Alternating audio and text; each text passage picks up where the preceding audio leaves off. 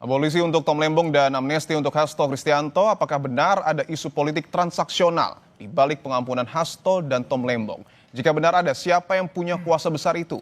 Sudah bergabung ahli hukum tata negara Universitas Andalas, Ferry Amsari, dan juga ada pengamat politik Adi Praitno, dan juga ada Wakil Ketua Umum Projo Freddy Damanik. Bapak-bapak, selamat petang semuanya. Selamat sore, Mas. Sore. Baik, saya ingin ke Bung Ferry terlebih dahulu. Bung Ferry, bahwa publik menilai ada politisasi hukum, khususnya di dua kasus. Pertama Tom Lembong dan juga Hasto Kristianto. Menurut Anda, siapa aktor yang paling punya kompetensi untuk melakukan hal itu? To the point pertanyaannya ya. Tapi sebelum sampai ke menjawab pertanyaan itu, wajar saja publik menilai begitu ya. Karena konstruksi pasal 14 ayat 2 Undang-Undang Dasar itu soal amnesti dan abolisi, memang itu adalah hak prerogatif presiden, tapi konteks pemberian amnesti biasanya diberikan untuk pelaku yang menentang negara, ya, pemberontakan, makar, kudeta dan segala macam begitu ya. Sejarah kita juga menjelaskan hal yang sama kurang lebih, gitu. Hanya satu waktu itu ketika kami melakukan advokasi kasus baik Nuril diberikan amnesti, kasusnya kekerasan seksual. Nah, karena ini adalah hak presiden dalam pengampunan ya, klemensi untuk memaafkan seseorang, karena itu untuk ruang politik, orang bertanya apakah pemberian amnesti kepada Hasto adalah kepentingan politik. Kalau diduga itu berkaitan dengan kepentingan presiden saat ini agak berat ya, kenapa dia berikan amnesti kalau dia adalah pelaku rekayasanya. Pasti ada kekuatan lain yang sedang mengatur permainan seperti itu, terutama kalau dilihat peran Hasto dan partainya dalam kemudian menentang kekuasaan tertentu. Menurut Anda paling memungkinkan siapa aktornya? Ya, karena ini banyak nomor 7-nya, mungkin David Beckham dan Eric Cantona ya. Siapapun yang nomor punggungnya 7 lah, kurang lebih gitu ya.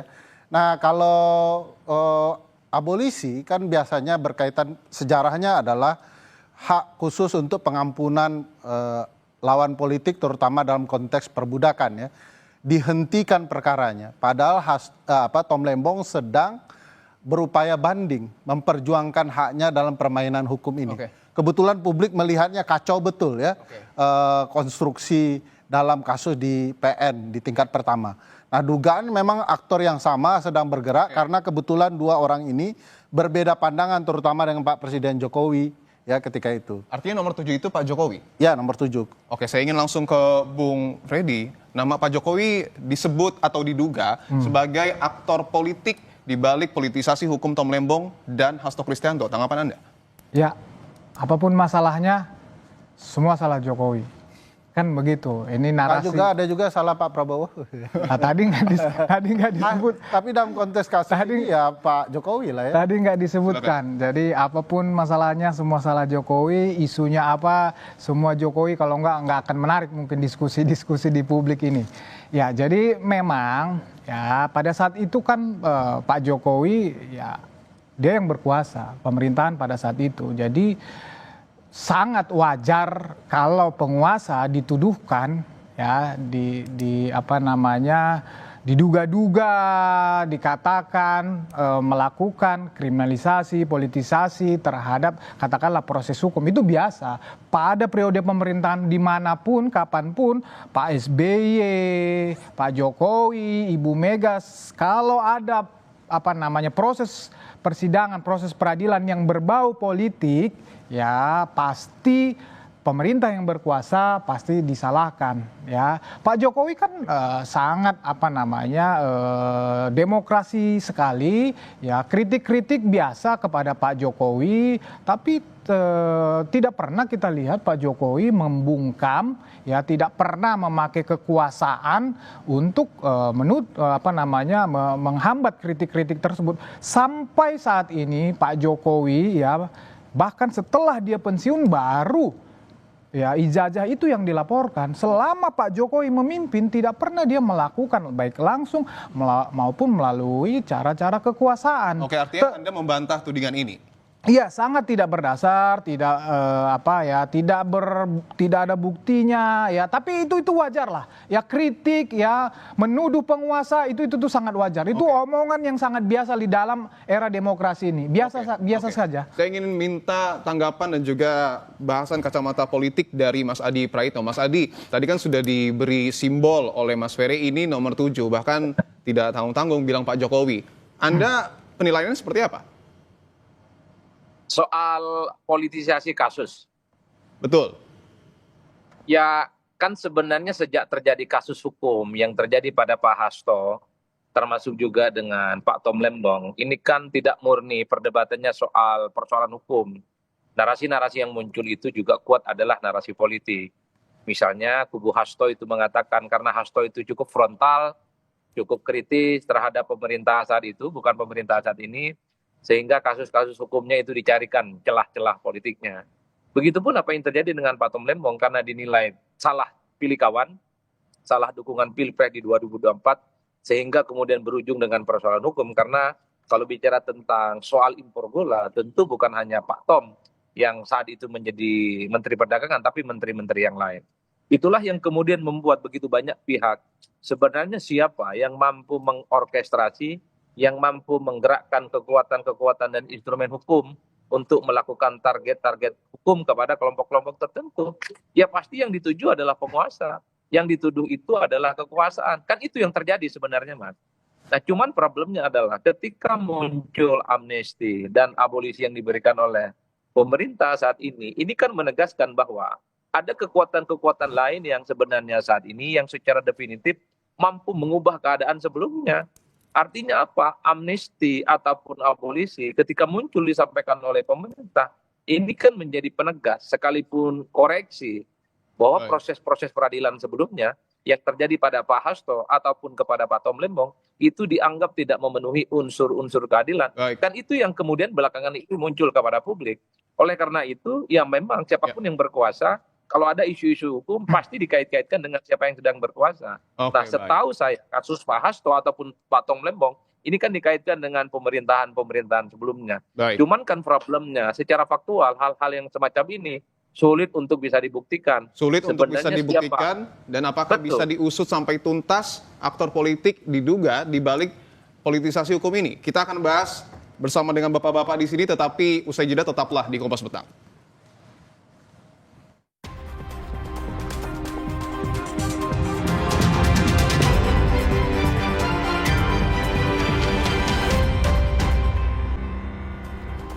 Kompas Petang kami lanjutkan, saudara. Saya ingin ke Bung Ferry. Bung Ferry, tadi Anda menyebut kode nomor 7 dikaitkan dengan Pak Jokowi. Bagaimana membuktikannya? Bukan sulit untuk dibuktikan. Kita pakai nalar ya. Kalau tugas pembuktian itu tugas aparat negara itu. Nalar pertama bahwa ini nama disebutkan oleh kedua orang ini. Baik Hasto maupun Tom Lembong mention kedua-duanya. Ya. Baik sebelum proses maupun di saat proses. Mereka menyampaikan ada keterlibatan orang dan itu clear namanya disebutkan. Apalagi dalam konteks kasus Tom disebutkan bahwa ini perintah presiden perkaranya. Gitu ya.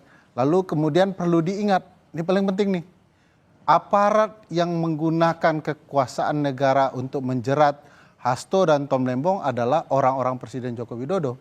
KPK-nya dipilih oleh Presiden Joko Widodo, Jaksa Agungnya masih orang Presiden Joko Widodo. Jadi kalau kita mau merelasikan orang yang disebut dalam persidangan ataupun di luar persidangan oleh terpidana ataupun tersangka ataupun terdakwa, mestinya secara hukum, kalau itu bagian dari sebuah kejahatan atau saksi dari kejahatan, kan harusnya dipanggil aparat. Baik. Tapi khusus beliau tidak dipanggil. Saya ingin ke Bung Freddy dulu, karena ini menarik bahwa nama Pak Jokowi disebut di 2 sidang, Hasto dan juga Tom Lembong, termasuk juga aparat hukum dipilih oleh Jokowi. Ya, tanggapan Anda? Pertama tadi sudah saya jelaskan bahwa memang pada saat itu Pak Jokowi berkuasa. Dan pada saat itu juga ya sedang Pilpres. Yang mana kedua kubu ini, katakan kubu Tom Lembong dan kubu Hasto pada saat itu sedang ya berhadapan-hadapan dengan kubu Pak Jokowi. Ya, jadi sangat biasa sekali dalam politik seperti itu. Nah, berbicara tadi penegak hukum, saya menanggapi ya, misalnya Hasto, tidak ada Pak Jokowi ataupun orang-orang Pak Jokowi yang membela. Justru yang membela Pak Jokowi, justru yang menjelaskan kasus Hasto ini adalah mantan penyidik KPK itu sendiri. Ya kan, Ya, Anies. ketua KPK kan pimpinan KPK dipilih oleh Presiden Jokowi. Ya saya Pimpinan KPK itu khusus untuk Pak Jokowi 3 kali memilih pimpinan KPK Ya, termasuk yang saat ini. ya Jadi saya tidak menyatakan tadi pimpinan KPK. Saya menyatakan yang membela atau mengatakan kasus ini murni kasus di KPK sejak lama adalah penyidik KPK Baswedan dan kawan-kawan. Oke.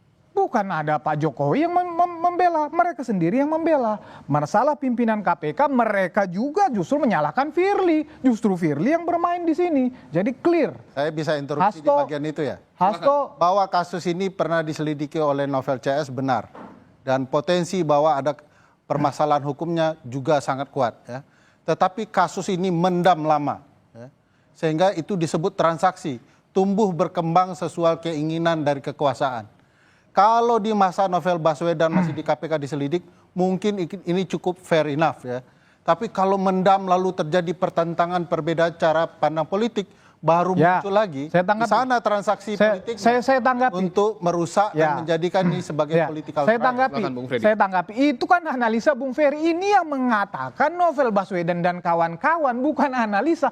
Per hari ini, per kemarin mereka masih bicara itu. Murni kasus hukum. Hasto ini memang saya bilang- sejak zaman mereka sudah diincar. Cuman memang karena intervensi Firly, maka ini pada saat itu tidak jadi diproses. Itu kata mereka itu. Makanya ini political trial. Kalau era Novel Baswedan dan kawan-kawan dihukum atau diperiksa, ini bagi saya fair enough. Ya. Oke. Tetapi setelah 4-5 tahun, ya, terkatung-katung tidak jelas, saya yakin yang juga bisa mampu menahan Novel Baswedan adalah Jokowi ketika itu. Siapa lagi orangnya bisa menahan kalau bukan presiden? Oke. Nah sekarang muncul lagi, tentu ini bukan kerja-kerja Novel yang mau diwujudkan, mau dibuktikan. Tapi ini kerja-kerja kekuasaan dan kerja-kerja politik. Karena jarak waktunya sudah sangat panjang. Baik, saya ingin ke Mas Adi Praitno bahwa yang menjadi pergolakan adalah bagaimana membuktikan aktor dari politisasi hukum ini. Anda melihatnya apakah ada deal-dealan politik untuk kemudian dapat mengungkap ini?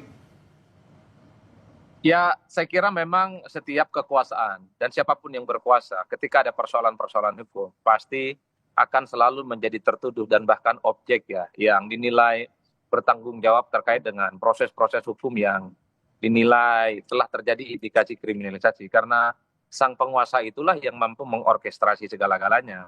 Kalau rakyat biasa, pejabat biasa, anggota dewan biasa, pejabat publik biasa itu tidak mungkin punya kekuatan apapun untuk mengorkestrasi aparatus-aparatus kekuasaan. Cuman memang yang menjadi rumit itu adalah bagaimana cara pembuktiannya. Itulah yang kemudian sampai hari ini tentu begitu banyak dugaan dan tafsir-tafsir. Maka yang paling mungkin bisa dijadikan sebagai ukuran adalah statement-statement yang muncul di peradilan.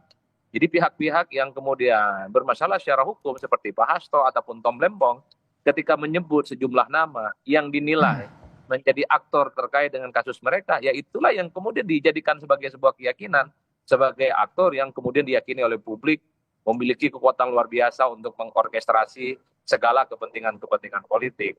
Tapi kan pada saat yang bersamaan, kita kan juga tidak bisa menutup mata.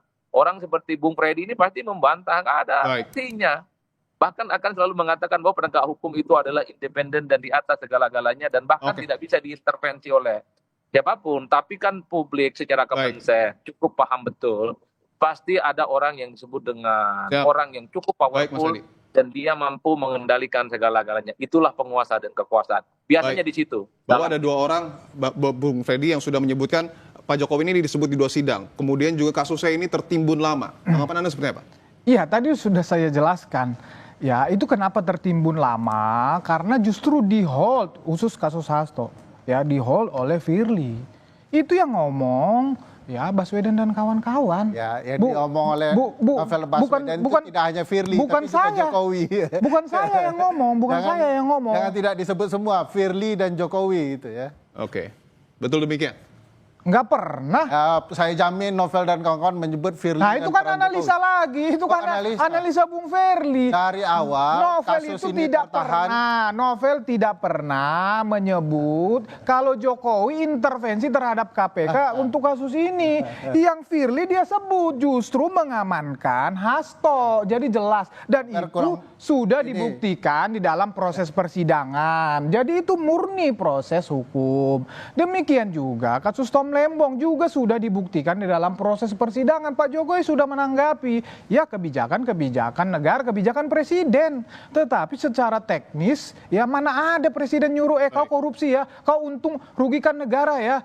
Baik. Mana ada kau untungkan orang-orang itu perusahaan-perusahaan, mana ada presiden ngomong begitu. Baik. Nah sekarang yang menjalankan kebijakan kemudian itu dinilai oleh hukum melalui proses pengadilan dan baik. itu sudah dibuktikan. Oke, tentu kita tunggu apakah Ini kemudian ngawur nanti- nih karena Novel itu jelas sekali menyebutkan Singkat, Bung kerusakan KPK itu dilakukan oleh Firly dan Jokowi termasuk upaya mencegah berbagai kasus. Baik, kita Termasuk tunggu. dalam halnya kasus itu. Baik, kita Clear. kunci di situ, tapi semua perlu pembuktian dan kita akan tunggu ke depan apakah ada pembuktian terkait dengan hal ini. Terima kasih Bung Ferry, Bung Freddy dan juga Mas Adi telah bergabung di Kompas Petang.